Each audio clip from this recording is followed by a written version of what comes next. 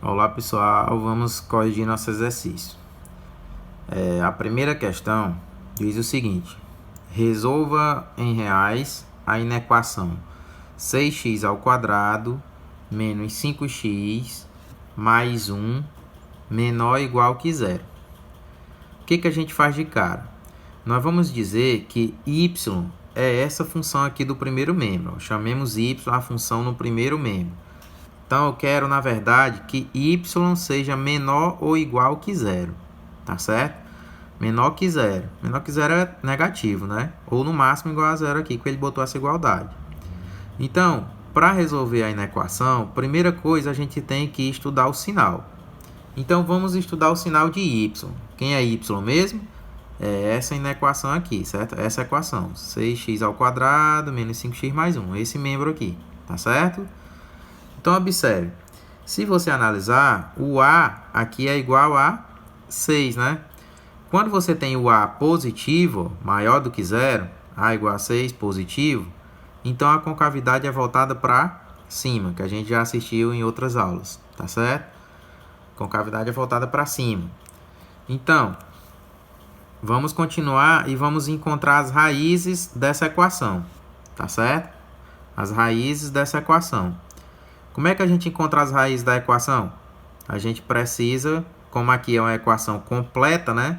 A gente vai calcular o delta, certo? Vai usar a fórmula de Bhaskara. Então, só lembrando, ó, delta é igual a b ao quadrado menos 4ac, tá certo?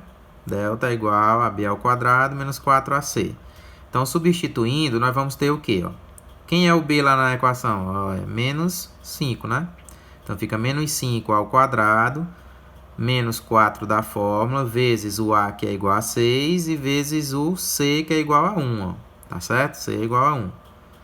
Então, calculando, você vai ter menos 5 ao quadrado, 25, e menos 4 vezes 6, 24, 24 vezes 1, 24. 25 menos 24 é 1. Então, eu tenho delta igual a 1. Tá certo? Agora, vamos substituir na fórmula de Bhaskara o valor do delta. Então, a fórmula de Bhaskara diz que x é igual a menos b mais ou menos raiz quadrada do delta dividido para 2a, não é isso mesmo?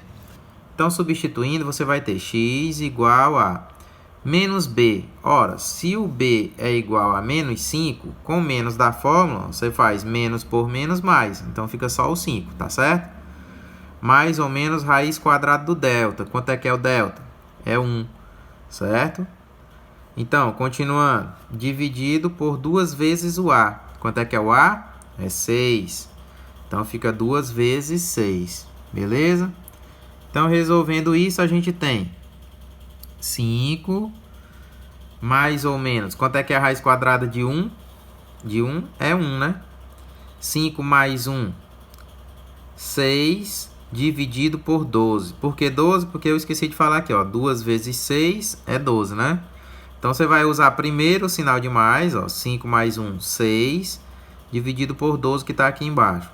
Quando você simplifica por 6 em cima e por 6 embaixo, você fica 6 por 6 igual a 1 e 12 por 6 igual a 2. Então, nossa primeira raiz, que é a x', é igual a 1 meio. Para encontrar a segunda raiz, o que você tem que fazer? Tem que usar agora o sinal de menos. Ó. Então, fica 5 menos 1, 4. Certo? 4 dividido por 12, tá certo? 4 dividido por 12 não dá, mas eu posso simplificar em cima e embaixo por 4. Quando eu faço isso, 4 por 4 é igual a 1 e 12 por 4 é igual a 3. Beleza? Então, já tenho as duas raízes, 1 meio e 1 terço.